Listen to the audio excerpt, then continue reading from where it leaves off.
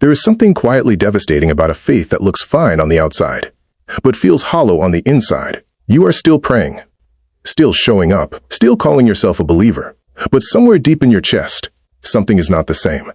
And you cannot quite name it. You just know something shifted.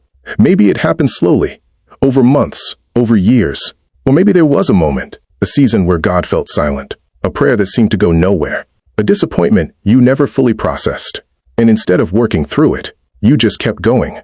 I want to talk to you today about something most people will never say out loud, because it is not comfortable. It is not the kind of thing you bring up in Sunday school or post about online. But it is real, and I think it is happening to more believers than anyone wants to admit.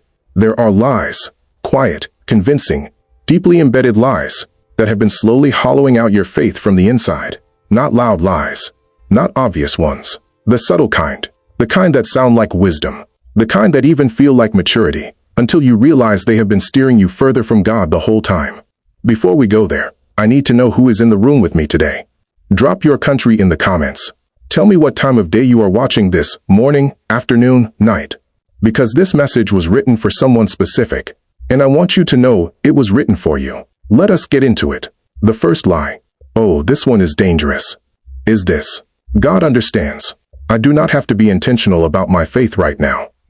Say it slowly. Feel how reasonable it sounds. And it is true that God is gracious. It is true that He meets us in our weakness. But there is a difference between grace for a season of struggle and using grace as a reason to drift. The lie twists something true into something that slowly kills your spiritual life. You stop opening the Word because God knows your heart. You stop praying with any real urgency because He already knows what you need. You stop gathering, stop seeking, stop pressing, because God understands. And He does understand. But understanding is not the same as endorsing. A loving parent understands why their child is avoiding their homework, but they do not let the child just stop learning. God's grace was never designed to replace your pursuit of Him. It was designed to sustain you in the middle of it. Can I ask you something honest? When is the last time you came to God, not out of habit, not out of guilt, but because you actually wanted to be close to Him? Think about that. The second lie is one I carried for longer than I want to admit, and it goes like this. My doubts mean something is wrong with my faith. So when the questions came, when the silence came, when you could not understand why God allowed something, you did not bring it to Him. You hid it. Because doubt felt like betrayal. Doubt felt like weakness.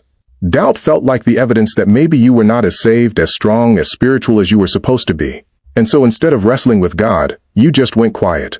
You kept performing the faith on the outside, while the inside slowly started to disconnect. But can I show you something? The disciples doubted. Thomas doubted, right in front of the risen Christ. David doubted. Job doubted. Elijah doubted so deeply he asked God to take his life, and not one of them was abandoned for it. Doubt is not the opposite of faith. Avoidance is.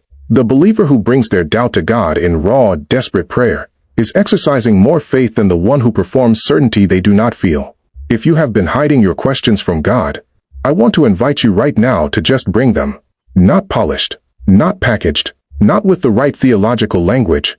Just bring them. He can handle it. He has been waiting for you to stop pretending. Go ahead and type in the comments, even if it is just one word. I'm still here, God. Let that be your declaration today. Now the third lie. This one is the quietest, and maybe the most destructive. I will get serious about God when life settles down, when the season shifts, when the kids are older, when the job stabilizes, when the grief lifts. When things feel less overwhelming, then I will really pursue Him. But beloved, life does not settle down. It shifts. It cycles. It gives you one season of calm and then introduces a new kind of complexity. And the faith you keep postponing never gets built. Because faith is not built in the waiting room of your ideal circumstances. It is built in the middle of the mess. It is built when you open your Bible on a Tuesday morning, when you are exhausted and overwhelmed and do not feel like it. It is built when you choose worship in the waiting, when you choose prayer in the panic, when you show up to God not because everything is fine, but because you need Him and you know it. The person who waits for the right time to grow their faith almost never does. Because the right time is not a moment you find. It is a moment you make. Can I speak to you one more time before we close? These three lies are not unique to you.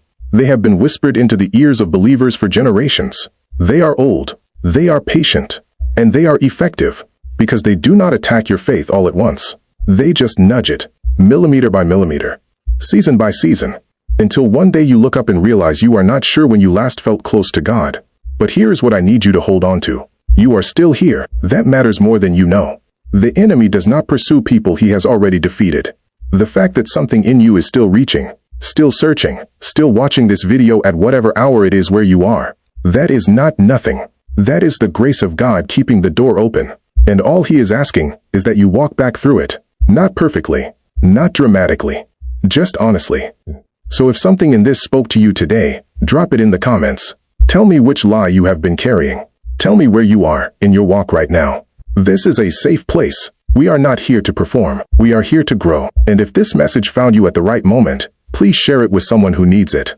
Subscribe to Bliss Vine if you have not yet, because we are building something real here. A community that does not just talk about faith, but actually fights for it.